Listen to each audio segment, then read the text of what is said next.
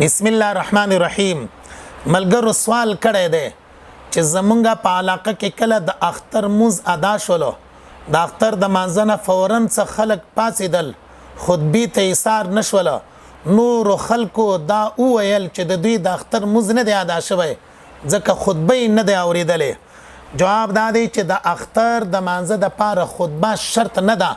بلکې د اختر د مانځه د پاره خطبه مسنونه ده چا چې اختر موز وکړلو خطبې نه لاړل خطبه و نه اورېدله نو دوی سنت پرې ښودلي دي